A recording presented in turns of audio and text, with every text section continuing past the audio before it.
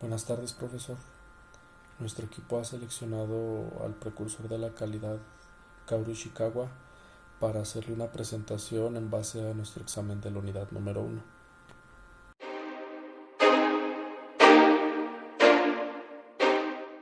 Kaoru Ishikawa fue un japonés nacido en el año de 1915 en la ciudad de Tokio. Fue un consultor de empresas y experto en el control de la calidad en Japón. Ishikawa obtuvo una ingeniería en química en la Universidad de Tokio en el año de 1949 y posteriormente trabajó en la industria y en el ejército hasta el año 1947. Fue también profesor en la área de ingeniería de la Universidad de Tokio. A partir del año de 1949 formó parte de la promoción del control de la calidad en Japón y trabajó como consultor en diversas empresas e instituciones interesadas en la estrategia de desarrollo posterior a la guerra. Ishikawa poseía una filosofía bastante interesante y señalaba que el éxito e interés de los japoneses se debía a una palabra muy peculiar que se pronunciaba kaji, el cual decía que el hombre es bueno por naturaleza y que se involucra de forma positiva en cualquier circunstancia o situación que se vea afectado. Y por esto Ishikawa criticaba y rechazaba el modelo de producción occidental, como por ejemplo el Taylorismo, en el cual el trabajador era denigrada su calidad humana y era muy poco respetado dentro de la industria. Buenas tardes, profesor. Continuando con la presentación, es turno de explicar lo que es el diagrama causa y efecto, que es una de las máximas aportaciones de Ishikawa.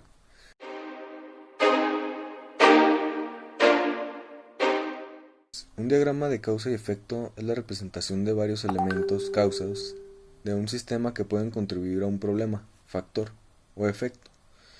Fue desarrollado en 1943 por el profesor Kaoru Ishikawa en Tokio, algunas veces denominado diagrama Ishikawa o diagrama de espina de pescado, como lo hemos visto en otras materias, y por su parecido con el esqueleto de un pescado.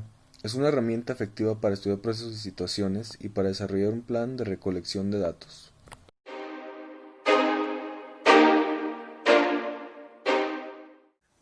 ¿Cuándo se utiliza?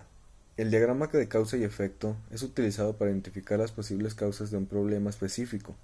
La naturaleza gráfica del diagrama permite que los grupos organicen grandes cantidades de información sobre el problema y determinen exactamente las posibles causas. Finalmente, aumenta la probabilidad de identificar las causas principales.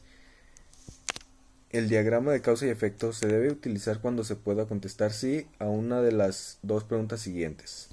¿Es necesario identificar las causas principales de un problema? Y 2. ¿Existen ideas y opiniones sobre las causas de un problema?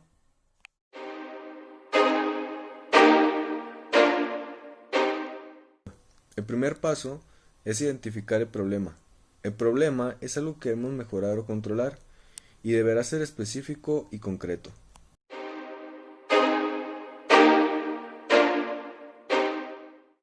El segundo paso es registrar la frase que resume el problema. Escribir el problema identificado en la parte extrema derecha del papel y dejar espacio para el resto del diagrama hacia la izquierda. Dibujar una caja alrededor de la frase que identifica el problema, algo que se denomina algunas veces como la cabeza del pescado.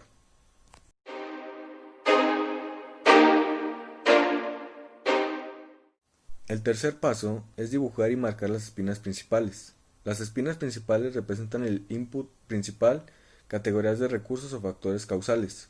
No existen reglas sobre qué categorías, causas, se deben utilizar. Para las más comunes utilizadas para los equipos son los materiales, métodos, máquinas, personas o el medio. Dibujar una caja alrededor de cada título. El título de un grupo para su diagrama de causa y efecto puede ser diferente a los títulos tradicionales. Si esta flexibilidad es apropiada y se invita a considerarla.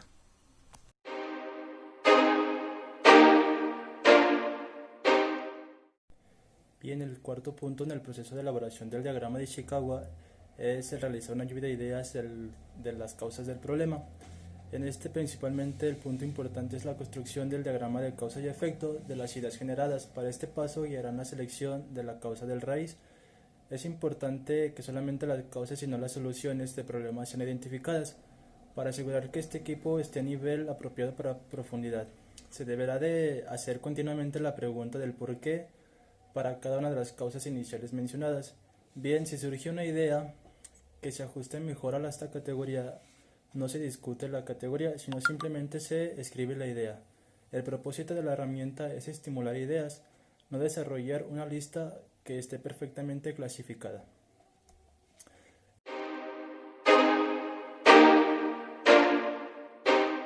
El quinto punto en este apartado es que los candidatos a las causas más probables se seleccionen por el equipo, sean opiniones y deben ser verificadas con datos. Esto principalmente es que las causas del diagrama no necesariamente están relacionadas con la cerca del problema, sino principalmente se encierran en un círculo las causas, ya se ponen por más probable seleccionada por el equipo o marcarla con un asterisco. Bien.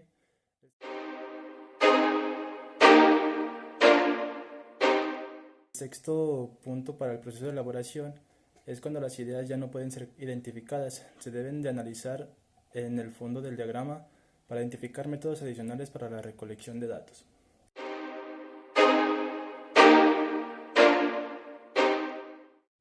Bien, las 7 herramientas básicas de la administración de la calidad es el proceso. En este se dibujó un diagrama donde se identifican de manera más simplificada o posible utilizando varios códigos necesarios para el entendimiento de este. Otra herramienta es la hoja de control. Este simplemente se utiliza para una frecuencia utilizada en el proceso, así como las variables y los efectos que las atribuyen. Otra herramienta son los histogramas, es la que viene siendo la visión gráfica de las variables. Otra herramienta es el análisis de causa y efecto, como bien se le conoce como espina de pescado o diagrama de Ishikawa, que su principal función es el de problemas que se buscan analizar. Otra herramienta son los diagramas de dispersión, que más que nada son los que definen las relaciones. Otra herramienta de esta administración de calidad son las gráficas de control, en donde simplemente se busca la medición y el control de la variación. Y por último son los análisis de estratificación. Y ahorita se muestra un ejemplo de cómo van diseñadas cada una.